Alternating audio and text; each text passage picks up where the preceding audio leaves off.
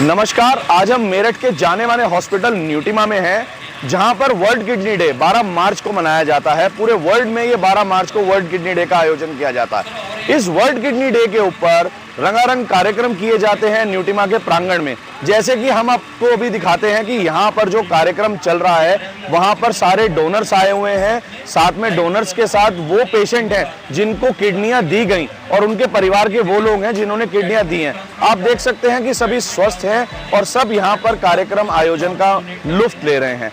हम आपको मेरठ के जाने माने नेफ्रोलॉजिस्ट डॉक्टर संदीप कुमार गर्ग और डॉक्टर शालीन शर्मा से रूबरू कराएंगे। वो हमें बताएंगे कि ये वर्ल्ड किडनी डे क्यों मनाया जाता है, इसके आयोजन की प्रथा कहां से हुई और इसको मनाने का पब्लिक उद्देश्य क्या है। नमस्कार, मैं डॉक्टर संदीप कुमार गर्ग हूँ, नेफ्रोलॉजिस्ट हूँ, डायलिसिस एक्सपर्ट हूँ, रीनल ट्रांसप्लांट फिजिशियन हूँ मेरठ में। आज हम 12 मार्च 2023 वर्ल्ड किडनी डे सेलिब्रेट कर रहे हैं। वर्ल्ड किडनी डे पूरे विश्व में मनाया जाता है। जो हमारी इंटरनेशनल सोसाइटी ऑफ नेफ्रोलॉजी है उसके द्वारा ये रखा गया कि हम लोग सब लोग वर्ल्ड किडनी डे मनाएं, ताकि लोगों में, आम लोगों में जागरूकता पैदा हो कि किडनी का रोग भी एक इम्पॉर्टेंट रोग है।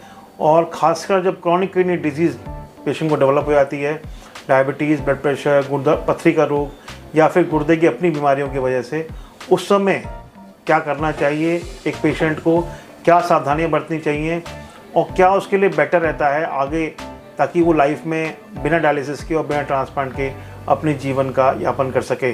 तो मेरा कहने का मतलब यह है कि डायबिटीज़ एक बहुत इंपॉर्टेंट चीज़ है। अगर हम डायबिटीज़ कंट्रोल रखेंगे, अपनी डायबिटीज़ का ध्यान रखेंगे, डायबिटीज़ का कंट्रोल रखेंगे, HbA1c लेस देन 7 रखेंगे, ब्लड प्रेशर कंट्रोल रखेंगे, आहार का जो अपना है हमने बताया आपको, आहार का ध्यान रखेंगे, कोई कल चीज़ नहीं खाएंगे, जैसे पोटेशियम की अधिकता नहीं लेंगे, फॉस्फोरस की अधिकता नहीं लेंगे और जो मोर ऑफ फैट्स हैं उसको नहीं लेंगे, तो हमारी डायबिटीज़ कंट्रोल रहेगी, ब्लड प्रेशर कंट्रोल रहेगा और हमारी डायबिटिक नेफ्रोपैथी, जो डायबिटीज से किडनी का रोग है, उसको बढ़ने में स्लोनेस आएगी, उसकी जो बढ़त है वो रुक जाएगी।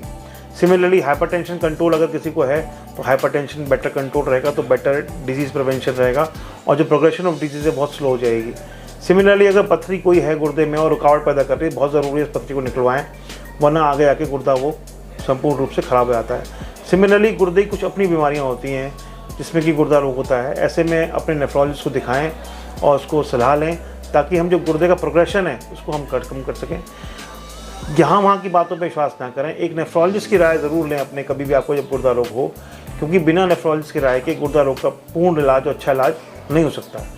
अनफॉर्चुनेटली आपकी किडनी काम नहीं कर रही है, डायलिसिस के ऊपर आ गए हैं, तो फिर रीनल ट्रांसप्लांट एक बेस्ट ऑप्शन है। आपको लाइफ को ऑलमोस्ट 360 डिग्री चेंज करता है। लाइफ की जो सारे आयाम हैं, आपकी जो नौकरी है, आपकी परिवार है, आपकी परिवार की जिम्मेवारियाँ हैं, आप सब पूरी कर सकते हैं अगर आप ढंग से ट्रांसप्लांट कराएं और ट्रांसप्लांट आपका सक्सेसफुल रहे तो। डॉक्टर साहब, एक सवाल पूछना चाहूँगा कि जैसे गुर्दे की बीमारी आज के टाइम में इतनी महत्वपूर्ण हो गई है कि जैसे हम लोग हार्ट को सिर्फ एक डिजीज़ मानते थे कि हार्ट का काम करना और हार्ट का एक पंप करना शरीर में, स्वस्थ शरीर में एक बहुत ही उपयोगी है, गुर्दा भी एक उसी स्टेज पर आ गया है। पहले भी बीमारियां होती थी, डायग्नोजिंग नहीं थी, सब कुछ नहीं था, टेक्नोलॉजी नहीं थी।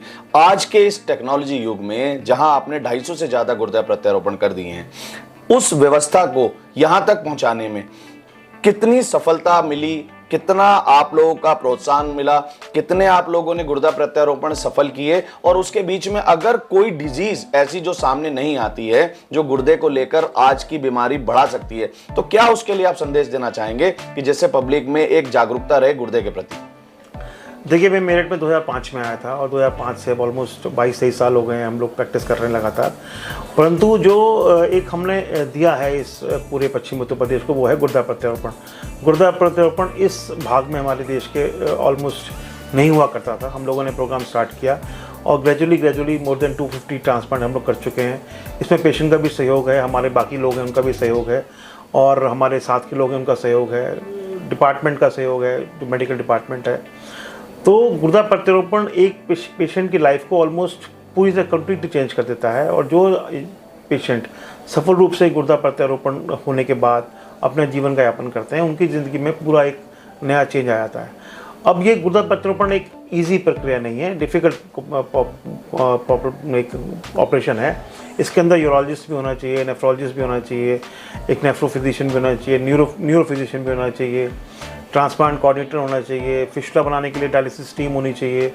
तो हमें पूरा एक आर्मामेंटेरियम चाहिए होता है एक ट्रांसप्लांट प्रोग्राम को कैरी करने के लिए। तो उसके लिए हमने जो प्रयास किए उसमें हम सफल रहे और भगवान की बहुत कृपा है कि हम लोग 250 से ऊपर ट्रांसप्लांट कर चुके हैं।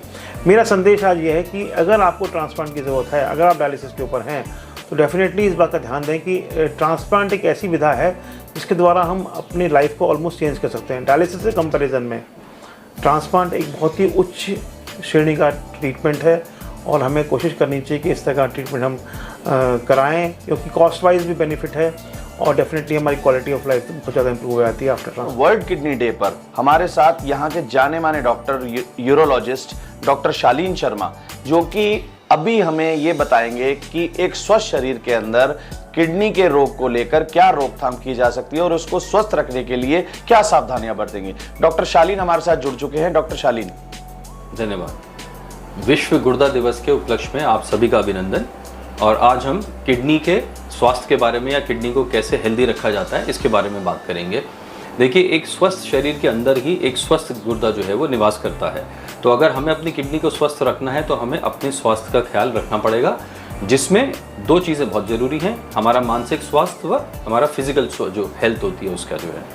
तो अपने को मेंटली ठीक और स्ट्रांग रखने के लिए हमें ज़रूरी है कि हम मेडिटेशन करें, दिमाग को अपने शांत रखें, बहुत ज़्यादा गुस्सा ना आने दें।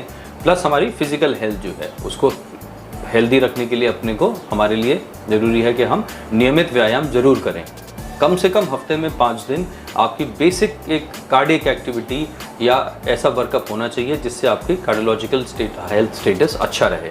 जैसे कि आप मिनिमम कम से कम 40 मिनट या 30 मिनट हफ्ते में 5 दिन 3, 4 या 5 किलोमीटर जितना आप कंफर्टेबली कर सकते हैं वॉक जरूर करना चाहिए। आप अगर जॉगिंग कर सकते हैं, स्विमिंग कर सकते हैं, साइकिलिंग कर सकते हैं, ट्रेडमिल कर सकते हैं, रोइंग कर सकते हैं तो और अच्छी बात है। पर मिनिमम कोशिश करें कि 40 मिनट्स आप हफ्ते में 5 दिन या 4 दिन व्यायाम या है वो योगा ज़रूर करें जो है।